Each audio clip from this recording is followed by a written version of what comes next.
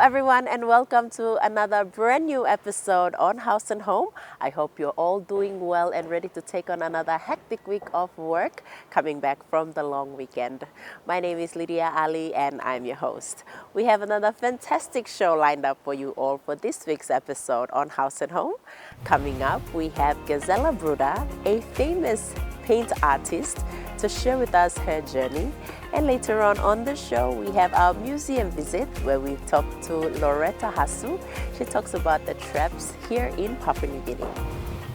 But first up on the show, before we get into all that good stuff on our lineup this week, you join me in the studio for another DIY project.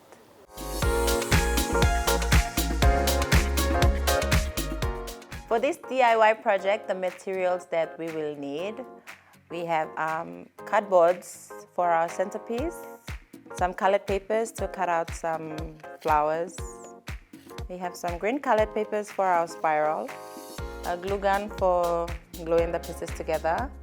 You can use old magazines.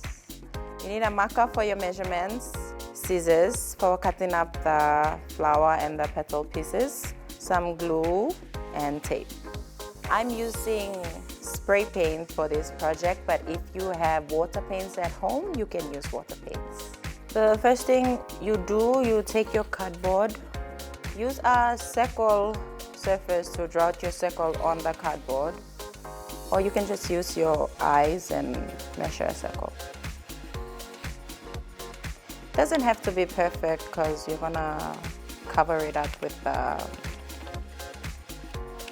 old magazine papers.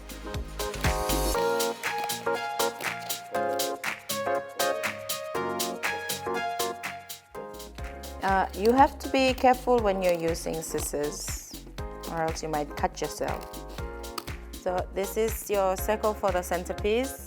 What you want to do now, you take an old magazine, or you can use wrappers, buy wrappers from the shop. For me, I have an old magazine here, so you put it on the centerpiece.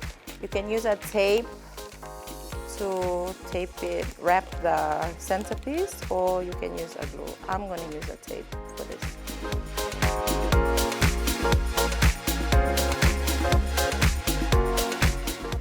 So this is how your centerpiece should look like after you cover it with your wrapper. So we'll put that aside. Next, we'll start with our spirals.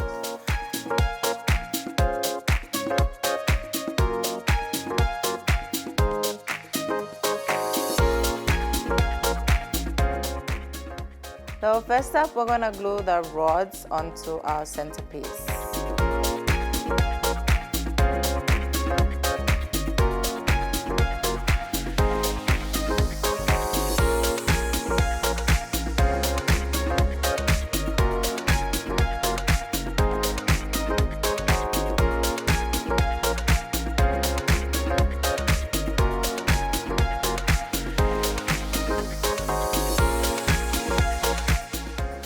Now onto our final step of our DIY project. The fun part, we're just going to randomly pick up our flowers and place them, glue them onto the center part of our centerpiece.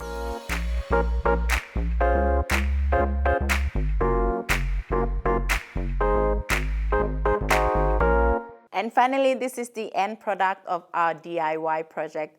You can hang this up in your living room, your lounge room, or even your room. Don't go away, we'll be right back in a moment.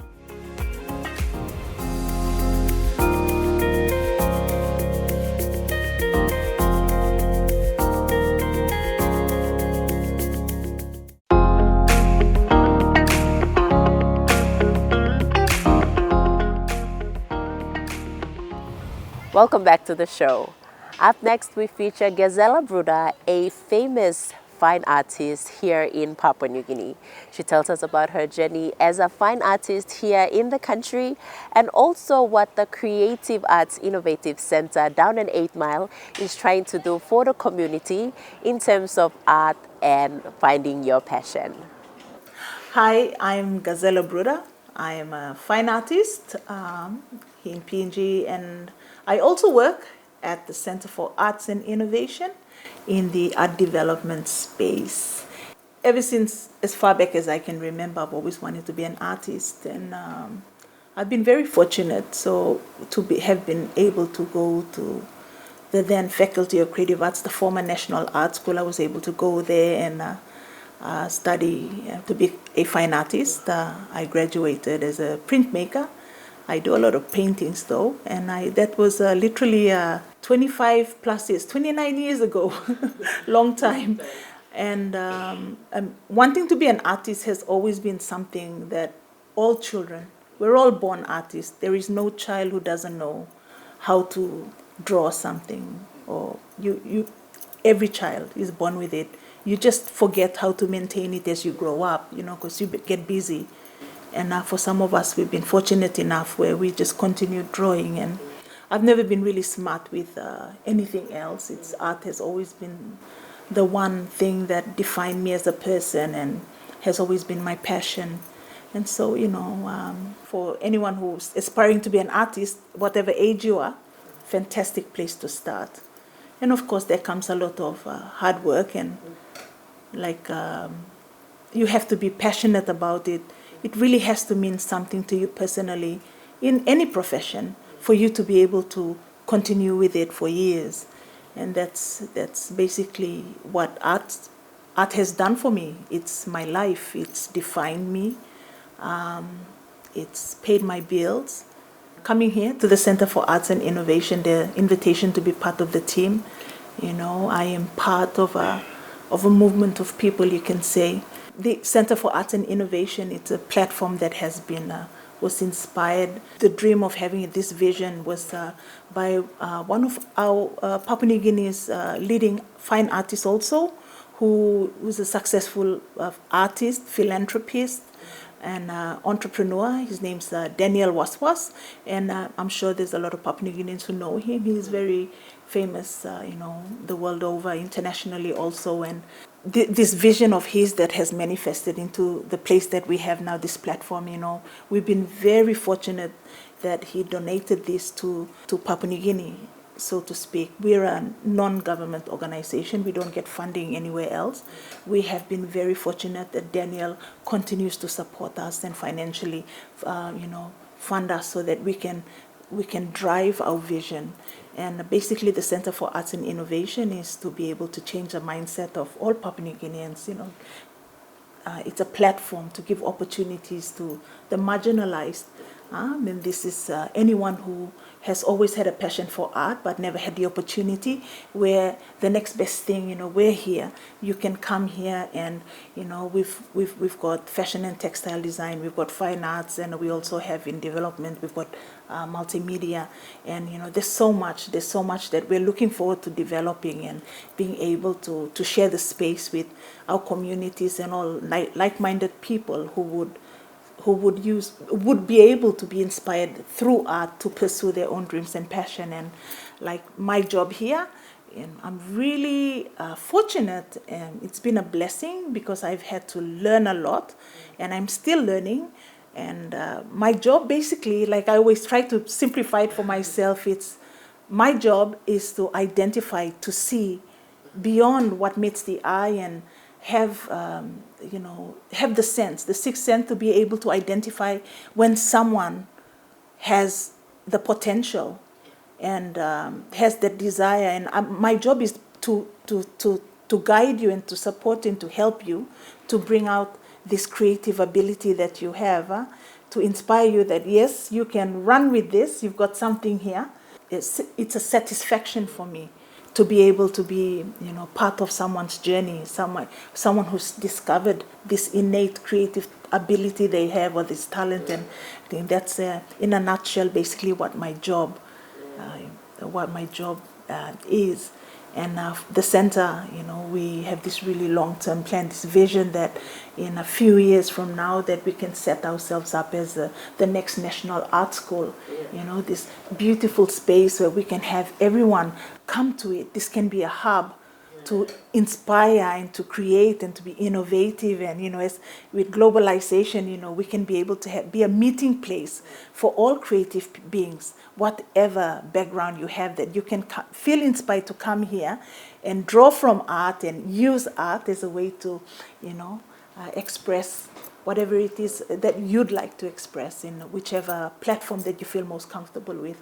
I always think there's potential for everything. And that's what the Center for Arts and Innovation, that's how I see it, and how I love to push that this is inclusive space.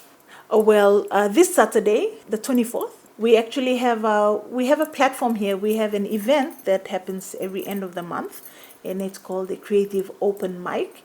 And we're very blessed to have Didi Maru, and everyone knows Didi, this amazing songstress, this great musician, and we've been very privileged to be able to, to hire her, and she works with us. We're very privileged with that. The open mic event, having Didi come into it, just really just added its weight in gold. Her experience, her network, her influence, and this Saturday will literally be like with her doing it 100%, pushing the simple open mic session that we used to have. And it's going to be this Saturday from 9 to 12. And, we really look forward to it. It's free entry. It's open to the public. Anyone can come.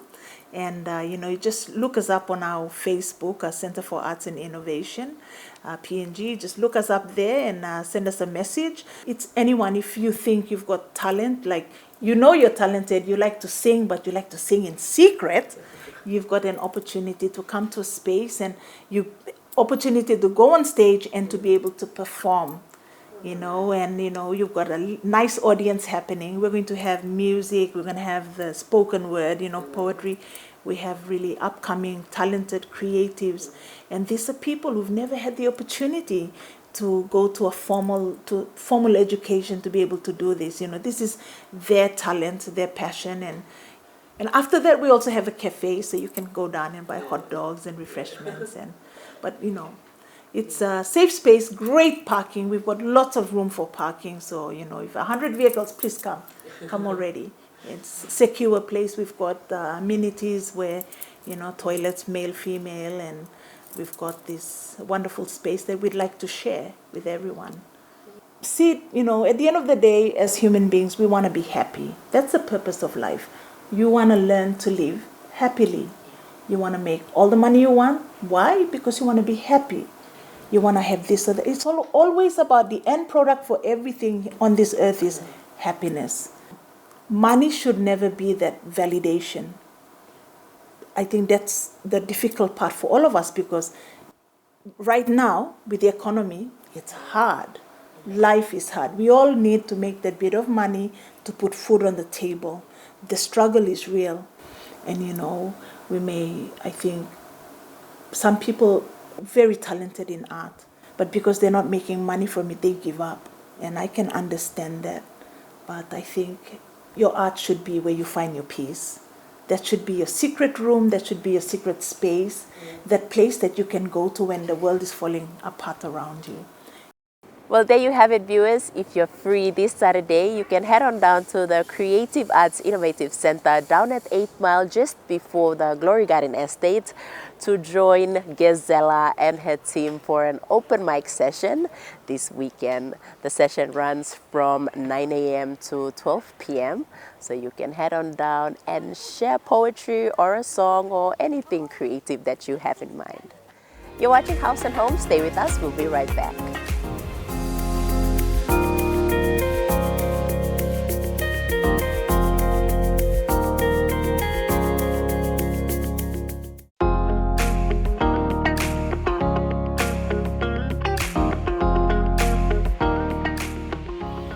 Welcome back to the show, and thank you for sticking around. If you've just joined us, you're watching House and Home, and I'm Lydia Ali.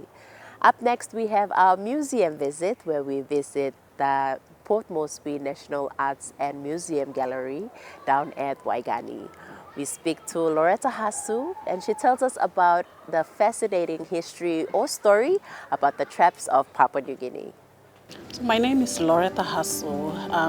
I work here as manager responsible for museum education, access and public programs, including say exhibitions that are happening here. I'm more or less kind of comes under my wing and I facilitate it. I'm happy to introduce you to our traps collections and what they mean in the past and how we may relate it to the future.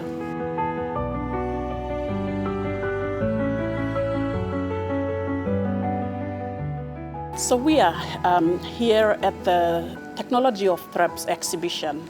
I think the significance of this particular gallery is that it's named after Susan Karike. Susan, as we may all know, she's the person behind the design of PNG flag. So the museum wanted to give her the honor of naming this particular gallery after her. And this particular space has a lot of traps, as you can see. So the title of the exhibition is Technology of Traps. So the idea behind having traps here, if you look at it at a technology sense, basically it acts as a device that replaces human presence. So if you place one particular trap, you don't need to keep an eye over that trap. You can leave it there and go away and come back maybe a day or two, or at some, say, traps like this particular one, you can leave it over months and come back and check it. And you can find your whatever's caught in the trap there. So basically, technology-wise, it's a device that replaces human presence. So that's the idea about these traps. If you look at it here, we've got different types of traps. Some are used underwater, under the, say, sea or ocean. The others are used on the land. While few others, where we'll point you to, basically used to actually transport animals and birds from one particular area to another. In the past, people also practiced idea of sustainability. If you harvest one at one particular area alone, you'll find out that by the time, say, over several number of years, you'll happen to have none there. Or at other places, there may have been like no type of animal or birds in that particular area. And so many of them practice that idea of sustainability where wherever they have surplus, they put them in that particular trap and take them across to another area for domestication. And that's when you see that they sustain themselves in that manner. And even though they use it for, say, consumption purposes, they also thought about the future as well. And that's when they brought one particular animal or bird from one area to another. Other bigger animals like the cassowary or muruk, they use another way to actually move them from one place to another. But the traps that we have on display are mostly easy to carry.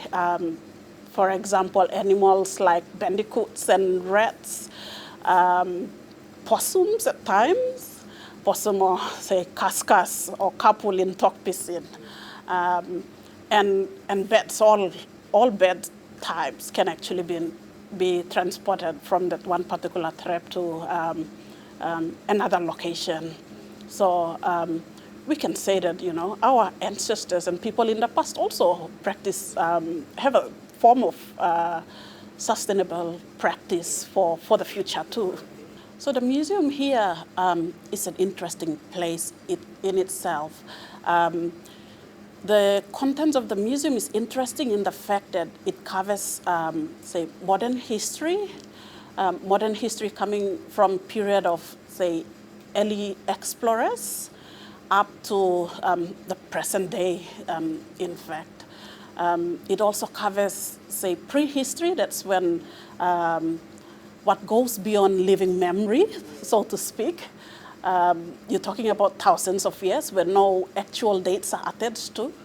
And so many things are in, say, articles and literatures, but to come and see the actual things at the museum is also something that our new generations should be looking forward to see and to learn about, and something that may say fascinate them to use some of the ideas here to create something new, to be innovative, to be creative. We'd encourage more people to come on. Apart from, say, prehistory and modern history, we also have, say, natural history stuff. So if you look around the gallery, we may have, say, birds and animals. These are from our natural history collection. So our natural history also covers, like, biological specimens and stuff from both, say, the land and the sea. We also have those collections. We also have collections, or say the most of the collections are from ethnographic collection or anthropology. So are different, say, varied fields that you can find within our museum here. It's not the case of any other museums around the world. So something unique that we are also proud of is that one-stop shop. You come in here and you can learn a lot of things. Not only about arts and craft, but there are a lot of things that can tell you about technology as well, like the traps itself, say the prehistoric collections that we have, especially from archaeological finds that can tell you about, say, history and periods that go beyond living memory. And you also have the modern history where mostly you'll see text and photographs that have been taken by early colonizers and missionaries up to, say, the present day as well, but something that's in the books, but you can see the physical aspect of it, like you can visit at the museum. So many things to learn from. If you need content information about the different things here, request for a tour guide or an education officer, and we should be able to, give you a more detailed content about what's on display so you can appreciate. So the museum is open for public. Weekdays, it's free. Mondays to Fridays, it's open at 9 a.m., closes at 3 p.m. On weekends, we are open also for public, but it's a paid, say, entry is paid. You pay a 5 kina fee for nationals. For expatriates, it's 10 kina entry. For nationals, adults only. School kids or students and children are free. As long as they, say, students come with their IDs and show it, you'll be able to access it. Apart from that, museum also has a library. Some of the things that we have in the library may not be found anywhere else, and it's on special request. Like if anybody wanted to come and use our library, can come see me, so I can make a special request for the librarian to be on standby and to open the library so they can have access to the books we have and the collections we have. Not only books, but we also have old photographs as well and maps too. So many things to learn about the museum itself, a fascinating place, and most welcome to anybody who would like to come in here. Yes, viewers, the museum is one place where you can go to gain a lot of knowledge and educate yourself about the findings in Papua New Guinea. The school holidays are just around the corner, so parents, you can take your kids down to the museum and have them look around and learn about Papua New Guinea. You're watching House and Home. Stay with us. We'll be right back.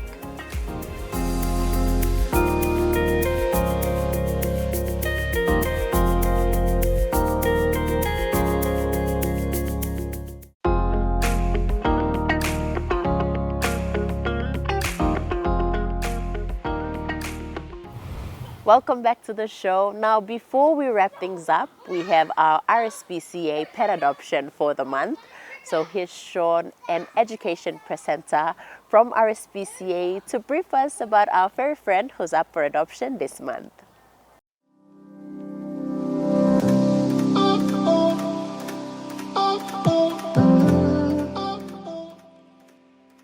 Hello viewers, my name is Sean and I work with RSPCA as an education presenter. Today I have with me a furry friend and her name is Papu. Papu is a 7-year-old mixed breed female dog with a height of about 35 centimeters to 37 centimeters. Personality-wise, Papu is very playful. She is full of energy and loves being around people. Given an open environment, Papu can run around and she likes jumping on people. When she meets new people, she gets very friendly around them and is very affectionate around new people. Papu has been here for almost a year now, and just like all our adoption dogs, Papu has been desexed, vaccinated, and has been treated for parasites. So if you're willing to adopt Papu, she's the right candidate for your home. Papu has been here for almost a long time now, and she can be very lonely at times. So if you give her a nice house and a nice family, she would make the right companion for your home.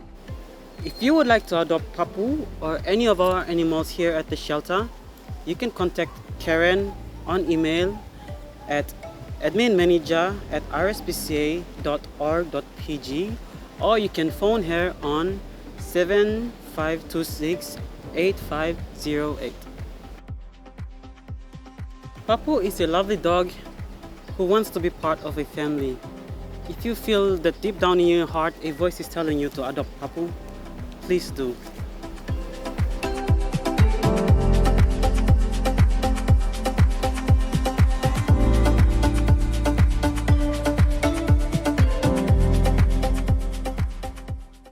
And that is all we have for you for this week's episode on House and Home. Hope you all enjoyed the lineup. Now, if you're looking for a furry friend companion, you can always contact RSPCA on the contact details Sean has provided for you, or you can visit the RSPCA clinic down at Waigani. On behalf of the House and Home team and I, pleasant viewing, enjoy the rest of your week, keep smiling, be kind to one another always, and we'll see you all next week right here on House and Home.